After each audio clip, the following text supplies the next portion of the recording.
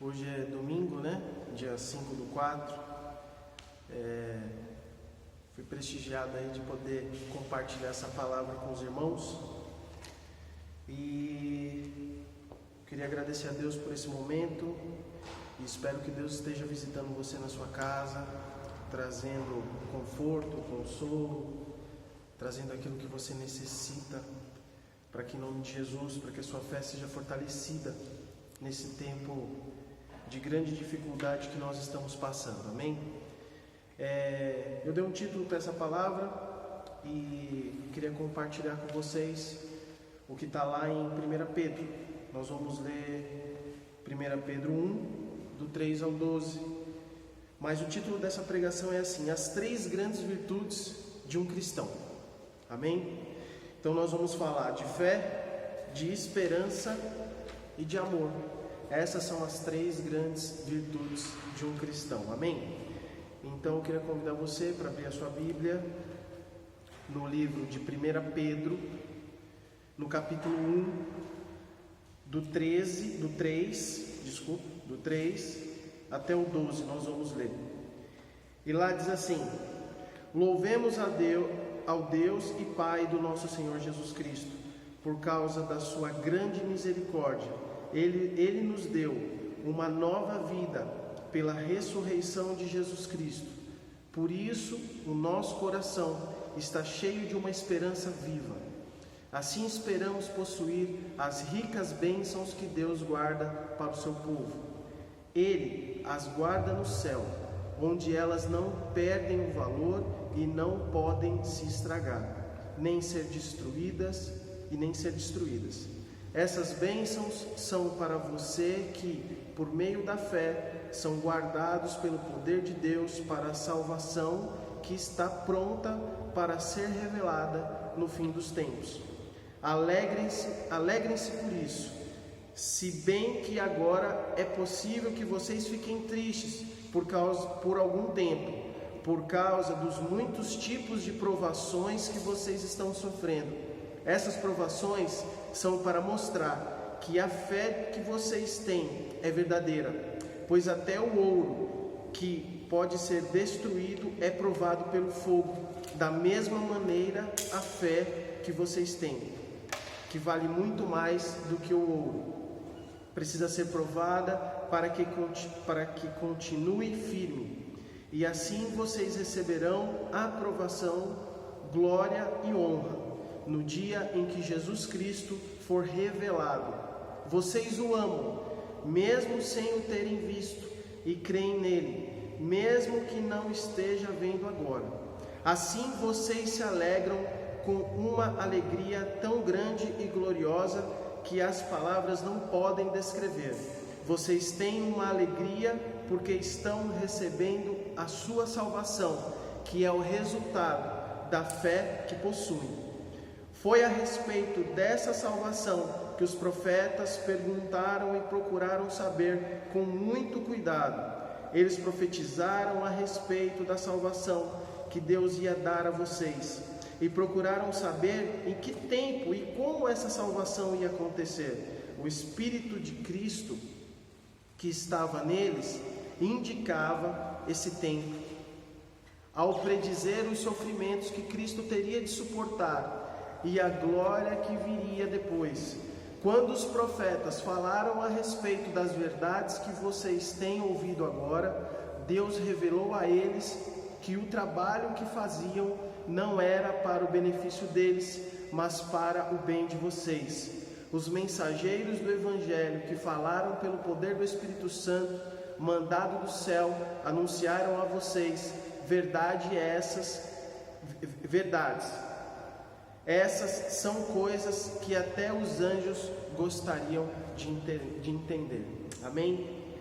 Então eu queria explanar um pouquinho sobre essas 3 grandes virtudes que nós cristãos devemos ter. E dia a dia a gente ia aperfeiçoando isso. E a fé em Deus e em Cristo. Confiança em Deus e em Cristo e na sua palavra. Mateus 15, 28. Lá está escrito assim: Então respondeu Jesus e disse-lhe: ó mulher, grande a tua fé, e desde aquela hora a sua filha foi liberta. Essa é uma história bem conhecida de uma mulher que clamou a Jesus pela cura espiritual de sua filha. Mas Jesus tinha como prioridade levar o alimento, ou seja, o ensino, aos judeus, aos seus. Mas ela não se abateu pela situação, antes se humilhou a Jesus, se portando como um verdadeiro cachorrinho, mas não abrindo mão da bênção que ela acreditou que receberia de Deus através de Cristo Jesus. E ela tomou posse dessa vitória na vida dela. Amém? Eu queria compartilhar também com vocês Marcos 11, 22 até o 24. Eu vou abrir aqui.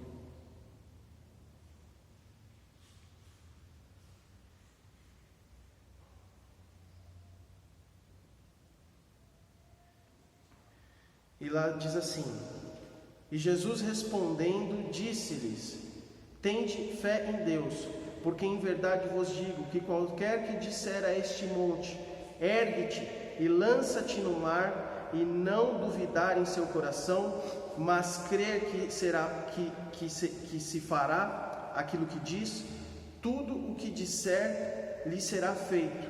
Por isso vos digo que todas as coisas que pedirdes orando, crede receber e tê-las eis.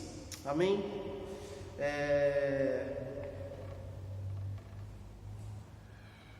Isso é um modelo de oração que visa o reino de Deus. Jesus falou, se a gente for pensar no sentido geográfico de como Jesus falou, isso é impossível de acontecer. De se mover uma ilha geograficamente e se mover para outro lugar. Mas o que Jesus estava querendo dizer assim, que a nossa oração, quando ela é alinhada com o reino de Deus, ela certamente alcança o coração de Deus e Ele nos atende. E como que a gente pode alinhar essa nossa oração ao coração de Deus? Sendo responsáveis com aquilo que a gente vai pedir, pensando no bem comum dos nossos irmãos, pensando no aperfeiçoamento da palavra de Deus que ela tem gerado em nós, mudando de atitudes, mudando de comportamento, visando não lucro pessoal, nem visando bênçãos materiais, mas visando aquilo que Cristo deseja que seja manifestado através de nós, que essa bênção do Senhor alcance outras vidas, outras pessoas, né? Que essa transformação pela qual nós passamos e estamos passando, esse pleno aperfeiçoamento de Cristo que nós estamos, ao qual nós estamos sendo aperfeiçoados, que isso seja uma verdade não só nas nossas vidas, mas na vida de todas as pessoas ao qual a gente convive, ao qual a gente trabalha, estuda, congrega, aos nossos familiares. Amém? E por isso que isso é um modelo de oração que visa o reino de Deus. Lucas 17:5 diz o seguinte: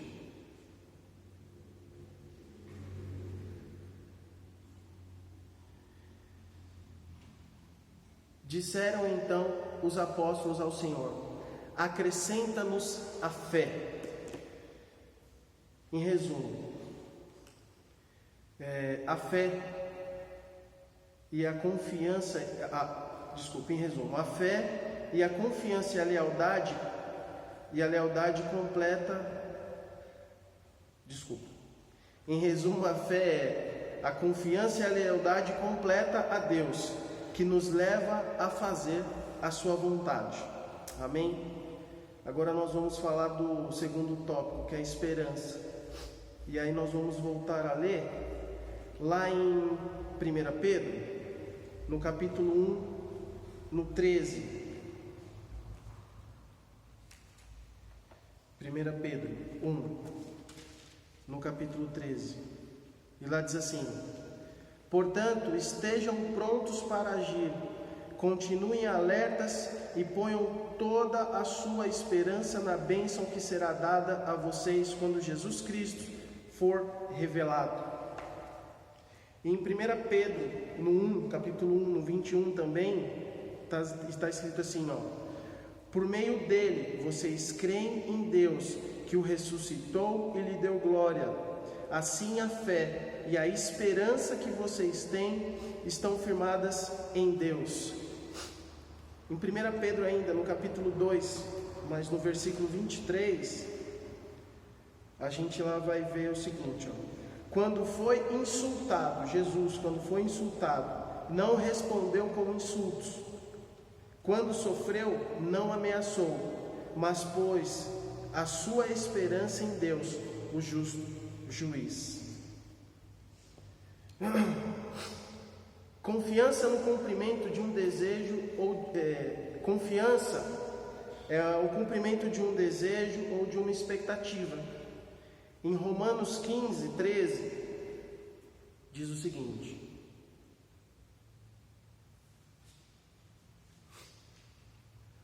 ora, o Deus de esperança vos encha de todo o gozo e paz em crença, para que abundeis em esperança pelo poder do Espírito Santo.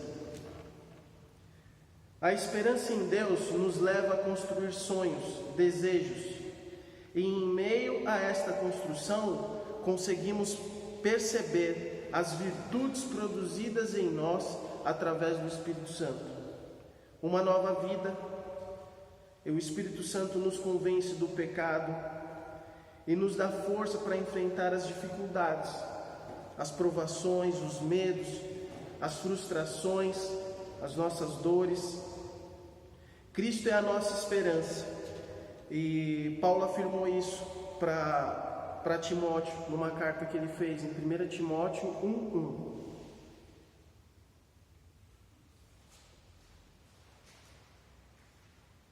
E lá diz assim: Paulo, apóstolo de Jesus Cristo, segundo o mandado de Deus, nosso Salvador, e do Senhor Jesus Cristo, esperança nossa.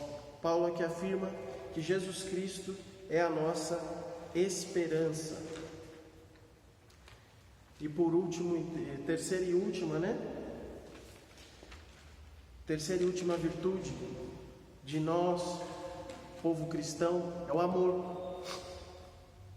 E lá em 1 Pedro, capítulo 8, lá diz assim: vocês o amam, mesmo sem o terem visto, e creem nele, mesmo que não esteja vendo agora. Assim vocês se alegram com uma alegria tão grande e gloriosa que as palavras não podem descrever. 1 Pedro ainda 1, no 22, lá diz assim: agora que vocês já se purificaram pela obediência à verdade, e agora que já têm um amor sincero pelos irmãos na fé, amem uns aos outros com todas as forças e com um coração puro. Lá em 1 Pedro ainda, só que no capítulo 2, no 17, lá diz assim: respeitem todas as pessoas, amem os seus irmãos na fé, temam a Deus e respeitem o imperador. 1 Pedro 3, no capítulo 8, e lá diz assim: finalmente que todos vocês tenham o mesmo modo de pensar e de sentir, amem uns aos outros e sejam educados e humildes um com os outros. 1 Pedro 4, 8. Acima de tudo, amem sinceramente uns aos outros, pois o amor perdoa muitos pecados. Amém? O amor nasce na nossa fé e é aprimorado na nossa esperança, que é Cristo Jesus. A nossa busca pelo conhecimento da palavra de Deus gera em nós obediência. Nosso modo de pensar é transformado por Cristo, nos tornando pessoas mais educadas, humildes, sinceras, compreensivas, amorosas, respeitosas. E o principal, o amor que nos ensina a perdoar. O amor que perdoa muitos pecados. Amém? Desculpa o mau jeito aí. Primeira vez fazendo isso, né? Então a gente ficou um pouquinho nervoso. Mas eu glorifico a Deus por essa palavra. Eu sei que é muito difícil a gente falar sobre isso, mas eu também glorifico a Deus por esse tempo de provação que nós estamos passando, porque é um momento que Deus trouxe para nós como igreja, para a gente rever a questão da nossa união, a questão do nosso amor, a questão do nosso cuidado com o próximo. A gente às vezes tem se preocupado em ganhar o mundo, em ganhar as nações, e muitas vezes não temos nos preocupado com a nossa casa. Como está a nossa casa, como está o nosso corpo, como está os nossos familiares. Então, sabe, que esse tempo a gente possa usar para dizer mais eu te amo, para as pessoas que a gente realmente ama, até mesmo para as pessoas que a gente não tem tanto amor assim, mas que a gente possa nesse tempo meditar nisso que Pedro nos trouxe. Você vê que nessa última parte do amor, ele insistentemente manda que ele nos instrui a nos amar, a amar os nossos irmãos na fé, e não só os nossos irmãos na fé, mas todas as pessoas ao qual nós convivemos, que têm crença diferente da nossa, cultura diferente da nossa, educação diferente da nossa, que a gente possa aprender a lidar com essas diferenças, respeitando acima de tudo e gerando, nessas pessoas a vontade de conhecer esse Cristo que é tão amoroso, que um dia nos converteu a Ele através do seu amor, através do seu cuidado pelas nossas vidas, Então, eu não sei qual é a necessidade que você está passando na sua casa nesse dia de hoje, mas eu clamo a Deus que em nome de Jesus, que toda a sua necessidade seja suprida pelo Senhor agora, que essa palavra seja um conforto para você, que essa palavra venha acrescentar fé em você, venha acrescentar esperança em você, venha acrescentar amor, porque essa é a palavra de Deus. Amém? Não é a palavra do Rodrigo. Que em nome de Jesus que você seja transformado por essa leitura, que Deus esteja aí na sua casa, que o Espírito Santo que habita em você esteja te incomodando a estar lendo a Bíblia, a estar buscando, a você estar estudando, porque certamente você vai ser edificado e transformado para a honra e glória do nosso Senhor Jesus. Amém?